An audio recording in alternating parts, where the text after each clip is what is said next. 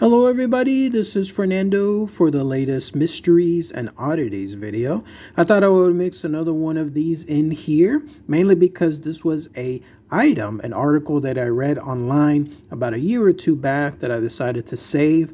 I took a screenshot of it, and now I'm featuring it here within this playlist. The main reason why I saved it is because it has a very interesting man that apparently had a remarkable feature associated with him. Once you hear about this information, you'll realize exactly why I wanted it to showcase here. But not only is the man something involving a great deal of interest when it comes to his history, but also the order that he was in is also pretty fascinating, reading some of the information there. So definitely lots of good info to share all around. Those of you that are from the Greece area too, you might have some more information associated with this story. But you're looking at a picture of him now. His name was Mihailo Tolotos, and he was known as the man who never set eyes on a woman.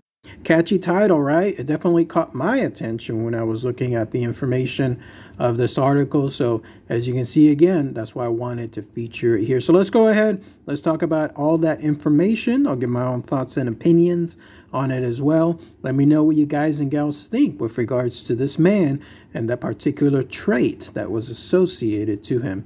First off, I wanted to talk about the society he was in, because if you hear that information first, it'll give you an idea as to why he in turn had that remarkable feature afterwards. So essentially, Mihailo Tolotos was there living as a life of a monk. This was a monk or a monastic community that was located in an area there called Mount Athos. And in fact, this is a place, community of sorts that's there in eastern Greece, to be specific. It's apparently very autonomous, meaning it's almost like by itself, almost isolated, runs by itself, doesn't have any interaction with the outside world. In fact, the history associated with it goes way back. Apparently, you can go back up to the 8th century or so to be able to see where it first started. That's when the time period of these monks started living around that era. In fact, this was around the time of the Byzantine area, to be specific. And since then, there was a successive generations of monks that decided to live there in isolation, in complete seclusion. Since that time, you're basically born there, you grow up there, and then you died there. And then that's what happens over and over and over. In fact, it's been estimated that there's about 2,000 monks who lived at that spot or live there now. It's hard to tell, hard to know, just because of its isolated stance. But they have a very rigid time or theme associated there. They allow absolutely no women at that particular location, none. It's even to the extreme where anything involving animals, there are no female animals there too. Makes one wonder though, like how essentially do they have then more monks?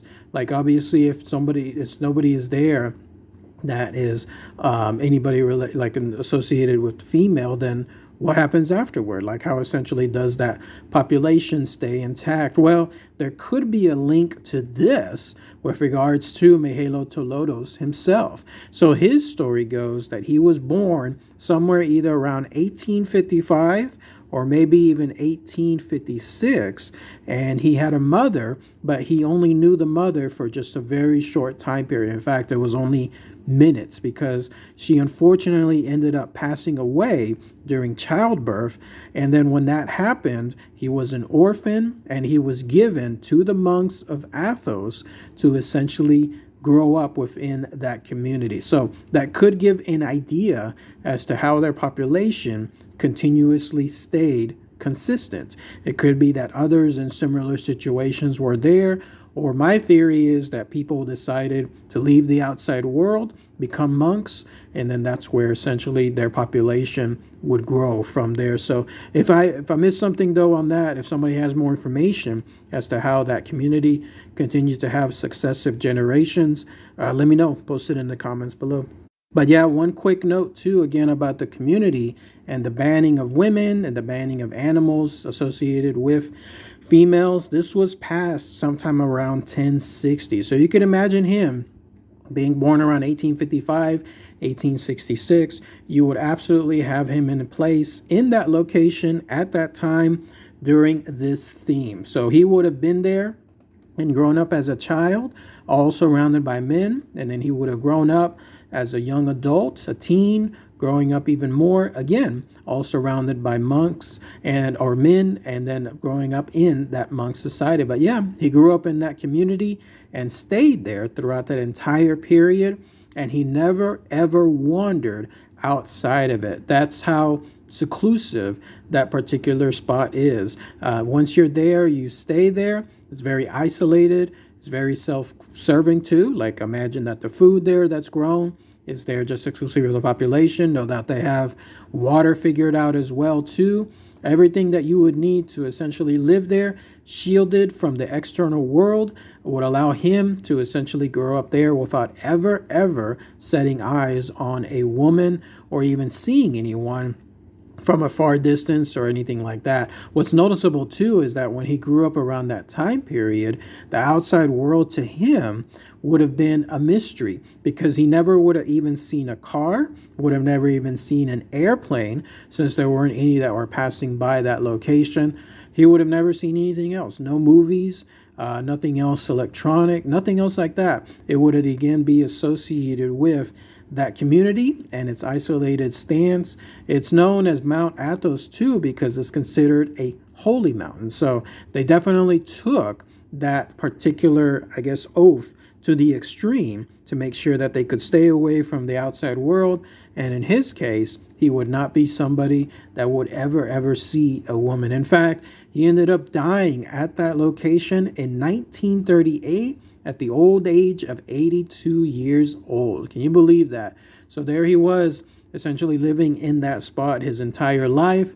And then it's believed, strongly believed, that he never ever saw a woman. So how could that work? Like, how could you imagine that? He was somebody that would have only seen men and would have probably never heard or seen women out there. I imagine if he's reading books and there had illustrations, there would have been something referenced there, right? You could maybe have him have some idea of how a woman looks like with regards to their features, the differences between a man and a woman, the height differences, and so on. So anything along those lines, you could probably picture him thinking what a woman would look like, but at the same time, he would never ever see them in person. It just blows my mind, the idea of something like that happens, because it's so minute that you have this perfect circumstance of this one man being at that spot and not being able to see a woman in his entire life. Like, that is absolutely, it blows my mind. That's why, again, I decided to save the story afterwards. Now, there is 2 instances that could have happened where he did come across a woman and he may not have known it. This is where there's a little twist in this story. It's up to you to believe if he did realize he saw a woman or not afterwards. Apparently, in the 1920s, there was a trespasser that decided to go into Mount Athos and be amongst those monks in secret. It was a French philosopher and writer by the name of Mihailo Tolotos. She decided to disguise herself as a sailor, basically dress up as a man, and she was able to enter that location. So if she passed by when he was around that area, this guy Mihailo, then he could have inadvertently been looking at a woman and not even realized it ever. Or maybe he did. Maybe he did realize it and see what was occurring. There's noticeable differences between a man and a woman. So maybe he realized that something was up and then decided to keep it to himself. And then the second instance ended up happening in the 1930s. This was when another woman, one by the name of Eliki de Platacu, decided to sneak into the monastery around that time too. And this was apparently somebody that was crowned Miss Europe, no less. So she was there sneaking around that spot. but nobody encountered her. And the idea is that somehow she was able to be there and not have anybody say anything. I don't know if she dressed up though as a man, or if she dressed up as something else to completely hide herself. But either way though, it's possible that if he saw her, then he was seeing the second woman in his life and maybe not even realizing it. It's up to debate though. Again, did he see these women and then realize what he was looking at and then break that vow, or did he not know at all? And then in his mind, when he died at the age of 82, he thought that again, this would be something where he just died as is, as one of the, possibly the only man to have ever not seen a woman in his entire life. Again, that just blows my mind. It's absolutely just incredible. It would be like if somebody was living underground their entire life and never ever saw the sun. Like, it would be amazing. That's just amazing. The idea of thinking something along those lines and then having them see the sun for the first time. What would that be like?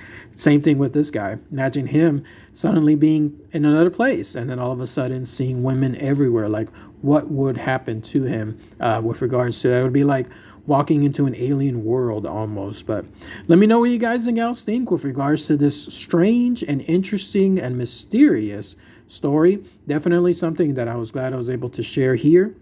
And then that way, I'd love to hear what your comments are afterward. All right, everyone. Thanks again as always. Take care.